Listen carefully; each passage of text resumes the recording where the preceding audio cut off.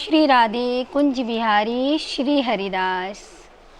मोर मुकुट कटिका छनी कर मुरली उर्माल, ये मानिक मन मो बस्यो सदा बिहारी लाल।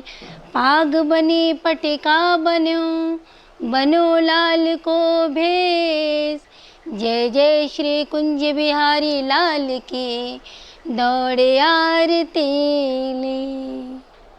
जय श्री राधे जय श्री श्याम। जैसे कि आज हो गई 8 तारीख, कल है 9 तारीख। कल बहुत ही महत्वपूर्ण दिन है क्योंकि कल आप सबको ज्ञात होगा कि कल है शरद पूर्णिमा। और शरद पूर्णिमा वाले दिन हमारे ठाकुर हमारे बाके बिहारी जी, जैसे मैंने बताया, मोर मुकुट कटका छनी कर मुरली और माल, ये मानी मन मो बसो सदा बिहारी लाल। तो हमारे ठाकुर हमारे बाके बिहारी जी मुकुट धारण करते हैं मोर पंख के, और जो अपने अधरों से बंसी को बजाते हैं।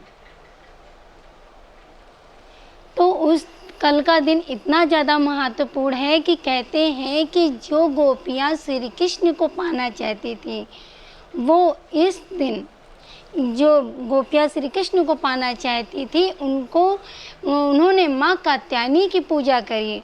और जिस समय माँ कात्यायनी की पूजा करी कि हे मेरे बाके बिहारी, हे लाडले, हे मेरे ठाकुर, आप मुझे प्राप्त हो जाओ, तो माँ कात्यायनी की पूजा अर्चना करके जिस दिन मेरे ठाकुर मेरे बाके बिहारी उन गोपियों से प्रसन्न हुए और उनको अपना दर्शन दिए, वो था शरद पूर्णिमा वाला दिन।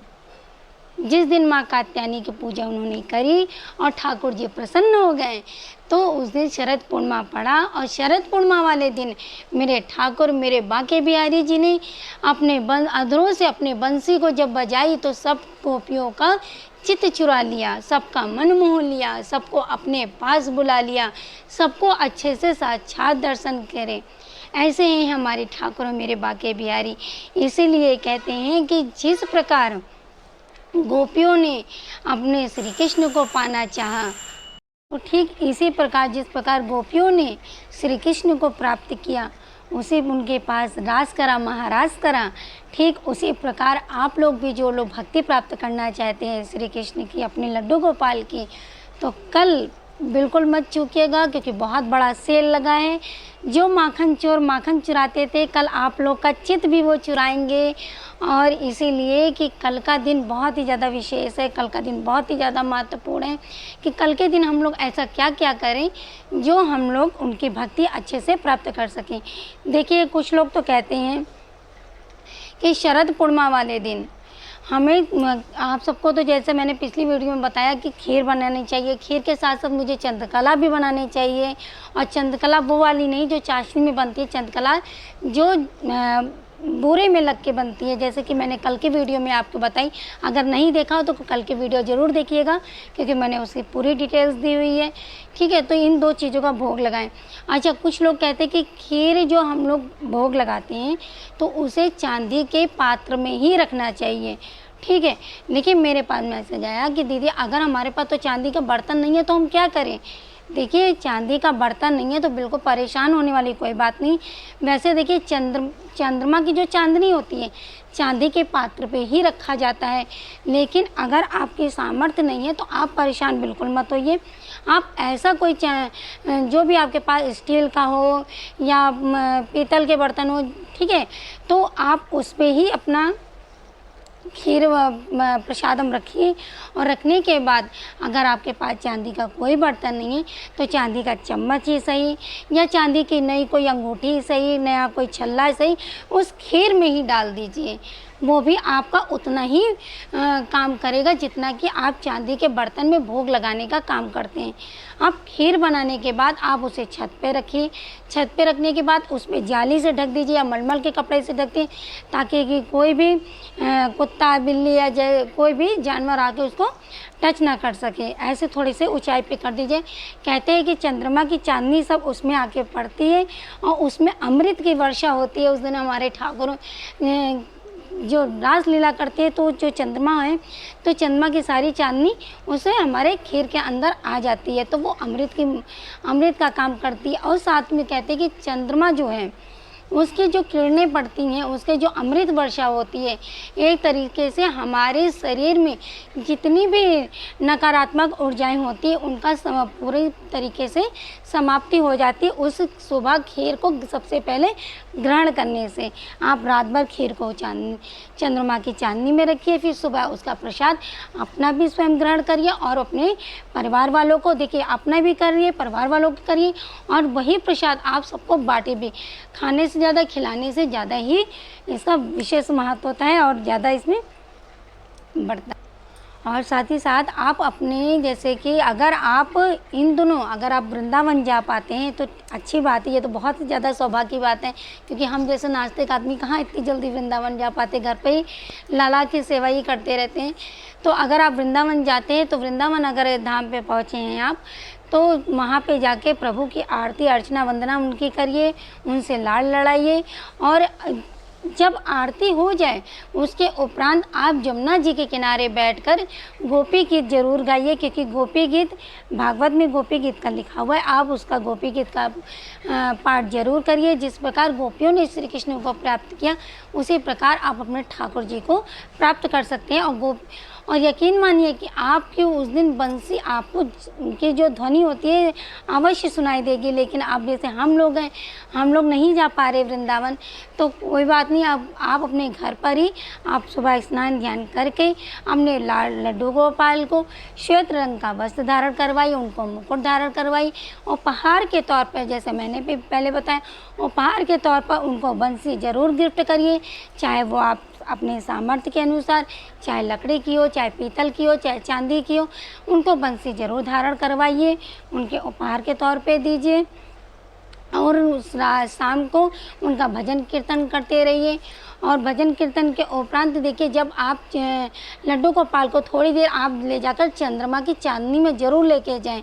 वहाँ पर वो तो है जगत जननी, जगत पिता, लेके फिर भी उन खीर को ले जाकर तो आप रखेंगे। साथ में आप अपने लड्डू गोपाल को भी वहाँ पर थोड़ी देर बैठा लेंगे, उनका भजन कीर्तन करिए, उनकी आराधना करिए, और मन में यही भाव लाइए कि हे मेरे लड्डू गोपाल, हे मेरे बांके बिहारी, इन जितनी किरणें पड़ रही हैं, जितने भी अमृत वर्षा हो रही है, आप हमारे पूरे परिवार की तरफ से और पूरे विश्व में जो भी आप लोग की स्तुति कर रहे हैं, जो आप लोग की वंदना कर रहे हैं, प्रभु आप उन लोग पे हमेशा कृपा दृष्टि हमेशा बनाए रखिए। सबसे ज़्यादा ज़रूरी होता है परिवार का साथ। अगर परिवार का साथ सब कुछ अच्छा रहे प्रभु, तो हमारी हर मुसीबत का, समस्या का समाधान अपने आप हो जाता है। इसी मन के साथ साथ और साथ में एक विशेष बात का और ध्यान रखिए, जब आप कल के दिन आप अपने थोड़े से जो उपहार होते हैं लड्डू गोपाल के, जैसे खिलौने होते हैं, टॉफ़ी होती है, चॉकलेट होते हैं, बच्चों को जो देने वाली चीज़ें होती हैं XYZ, वो आप अपने छोटे छोटे बच्चों के साथ ज़रूर सेलिब्रेट करिए। क्योंकि हमारा लाला जो हमारा बांके बिहारी है, वो एक बाल स्वरूप उनकी पूजा करी जाती है, और बच्चों के चेहरे पे मुस्कान तभी आती है अच्छे अच्छे खिलौने देखकर, अच्छे अच्छे गिफ्ट देकर। तो बच्चों के साथ साथ ज़रूर सेलिब्रेट करिए इन चीज़ों को। तो कुछ बातें हैं ज़रूर विशेष ध्यान रखिए। वाइट कलर की पोशाक भी ज़रूर धारण करवाइए। चंद्रकला, खीर, इन चीज़ों का विशेष तौर पे ध्यान रखिएगा। चांदी ना हो तो चांदी का छल्ला, अंगूठी, कुछ भी उस खीर में पात्र में डाल सकते हैं और लाला को भोग लगाइए। आज देखिए हमारे श्यामा और हमारे सावरिया ने कोई श्रृंगार बहुत कम कर रखा हुआ, नहीं के बराबर, क्योंकि 2-3 दिन से बारिश बहुत ज़्यादा हो रही है। तो दोनों बच्चों को ठंडक इतनी ज़्यादा लग रही है, इन्होंने भी बोला कि हमें ऊपर से बैठा दो, कुछ ज्वेलरी नहीं पहनेंगे क्योंकि ज्वेलरी बहुत ही ज़्यादा ठंडी लगती है इनकी स्किन पे। इसीलिए आज देखिए दोनों लाला, आज संवरिया भी ऐसे बैठे हुए हैं और हमारी श्यामा जी भी ऐसे।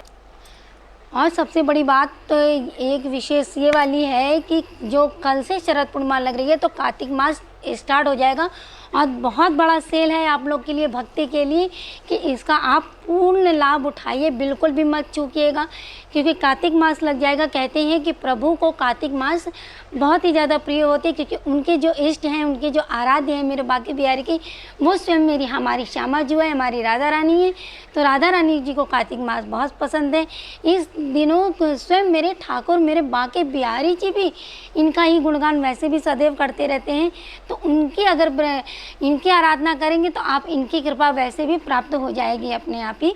तो इन दिनों आपको क्या करना है कि कार्तिक मास में आप अपनी एक चीज़ आपको ज़रूर छोड़नी चाहिए। देखिए, प्रभु के लिए कुछ थोड़ा बहुत तो नहीं कर सकते, थोड़ा बहुत तो त्याग कर सकते हैं। जैसे आपकी कोई मनपसंद चीज़ हो, उसका एक त्याग कर दीजिए, चाहे वो फल में हो, चाहे खाने वाली में चीज़ में हो, उसका एक त्याग कर दीजिए। लहसुन प्याज वाली चीज़ें नहीं बता रहे कि आपने लहसुन प्याज वाली चीज़ें छोड़ दी इतने, नहीं, वो तो छोड़नी है। लेकिन एक जो कोई आपको मनपसंद, जो आपको फल अच्छे लगते हो, वो त्याग कर दीजिए। चाहे आप चावल त्याग कर दीजिए। कुछ लोग तो नंगे पैर ही एक कार्तिक मास की ये पढ़ लेते हैं कि हम कार्तिक मास में नंगे पैर ही रहेंगे, चप्पल नहीं पहनेंगे, ठीक है। और या कुछ लोग कहते हैं गंगा जी में स्नान बराबर करते रहेंगे। कुछ लोग तो डेली मंदिर जाने का करते, मतलब कुछ ना कुछ जैसा भी आपके मन में भाव हो, शरीर के सामर्थ्य के अनुसार आप अपने प्रभु के लिए कार्तिक मास में कुछ ना कुछ तो ज़रूर करिए। देखिए, कुछ ना करने से तो कुछ करना ही बेहतर होगा, मन की संतुष्टि के लिए, और सबसे बड़ी बात तो अपने लाला के लिए, ठीक है। ये सेवा अपने भाव ज़रूर करते रहिए।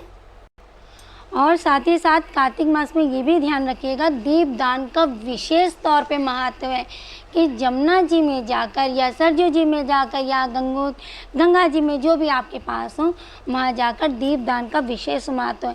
अब जैसे हमारे यहाँ पे गंगा जी दूर है, जमुना जी दूर है, ठीक है, तो नहीं जा पाते जो लोग, इतना दूर नहीं जा पाते गंगा जी में स्नान करने के लिए, कोई बात नहीं, घर पे ही आप जब नहाने चले तो बाल्टी में थोड़ा सा पहले गंगा जल डालें, फिर उसमें जल डालकर अपना अच्छे से स्नान करें। प्रभु से मन में यही भाव रखें कि हे प्रभु, हम अपना गंगा जी में स्नान कर रहे हैं, ठीक है। और साथ ही साथ दीपदान का होता है कि हम दीपदान उधर नहीं करने जा पाते, तो कोई बात नहीं है, घर में ही रहकर आप सब कुछ कर सकते। प्रभु नहीं चाहेंगे कि आप अपना सब कुछ काम छोड़कर हमारे लिए पहले करो कि पहले हमें इन्हीं का करना है, उसके बाद में करना है। आप सब कार्य करते थे। इंसान के जीवन में बहुत सारी समस्याएं होती है, बहुत सारी जिम्मेदारी होती है। इन जिम्मेदारियों के साथ साथ करके प्रभु की भक्ति भी बहुत ज़रूरी होती है। गृहस्थ जीवन में यही प्रभु देखता है कि आप गृहस्थ जीवन में रहकर कितना हमारे लिए टाइम निकालते हो, कितना हमारे लिए सब कुछ करते हो। प्रभु ये नहीं चाहेगा कि आप सारे काम छोड़ कर पहले हमारा काम कर लो, पहले अपना भी काम करो, हमारा भी काम करो, सारे काम करो, दोनों को साथ साथ लेकर हमें करना चाहिए। तो जहाँ हो गई दीपदान वाली बात, तो दीपदान आप घर में एक दीपक अपने प्रभु के नाम का डेली जलाएं, और जब भी नहीं हो सके तो घर के पास के मंदिर में हो तो वहाँ पे 2 दीपक, 1 दीपक, 5 दीपक, जैसे आपके सामर्थ्य हो वहाँ दीपदान जरूर करना चाहिए। वो आप अपनी इच्छा अनुसार, चाहे देसी घी का करें, चाहे तेल का करें, चाहे सरसों के तेल का, चाहे तिल के तेल का करें, तो आप अपने सामर्थ्य के अनुसार, जैसी आपकी जेब की शक्ति हो उतनी ही सामर्थ्य के अनुसार दीपदान अवश्य करना चाहिए। तो साथ ही साथ और प्रभु की भक्ति करते रहें, उनसे लाड़ लड़ाते रहें, जितने ज़्यादा हो सके आप प्रभु का गुणगान करिए। देखिए, मैं बार बार यही बात बोलूँगी, सबसे बड़ा सेल लगा हुआ है आपके लिए, भक्ति के लिए, कि जिससे आप अपने प्रभु की भक्ति, देखिए वैसे हमेशा प्राप्त होती रहती है, क्योंकि इन दिनों हमारी सर्वश्रेष्ठ, हमारी जगत जननी, हमारी राधा रानी की कृपा बहुत ही ज़्यादा आप लोग की ज़रूरी है। जो लोग कृपा पाना चाहते हैं तो इनकी कृपा तभी मिल सकती है जब इनकी कृपा होगी। तो इनको मनाने के लिए आप इनके पास जाना पड़ेगा, ठीक है। तो राधा रानी का हमेशा गुणगान करते रहिए, प्रभु की भक्ति करते रहिए। कार्तिक मास है, बहुत ही अच्छा दिन है, बहुत ही, कल से कार्तिक मास लग जाएगा। और साथ ही साथ कार्तिक मास में होता है कि तुलसी जी महारानी जी की विशेष पूजा अर्चना की जाती है। इन दोनों ने स्नान ध्यान करके उनकी समक्ष जाकर सुबह शाम हो सके तो दीपक जरूर जलाइए। ठीक है, तो जय जय श्री राधे, कुंज बिहारी श्री हरदास। तो कल शरद पूर्णिमा है, कल शरद पूर्णिमा के उपलक्ष्य में आप लोग को ढेर सारी शुभकामनाएं। बिहारी जी चंद्रमा की चांदनी अमृत वर्षा होती है, आप लोग के ऊपर ढेर सारी अमृत की वर्षा होती रहे और प्रभु का गुणगान करते रहिए। बहुत बड़ा सेल लगा है। जय जय श्री राधे, कुंज बिहारी श्री हरदास। अगर वीडियो मेरी थोड़ी सी भी अच्छी लगती हो तो लाइक कमेंट और शेयर जरूर कर दीजिएगा। तब तक के लिए जय जय श्री राधे, कुंज बिहारी श्री हरिदास। राधे राधे।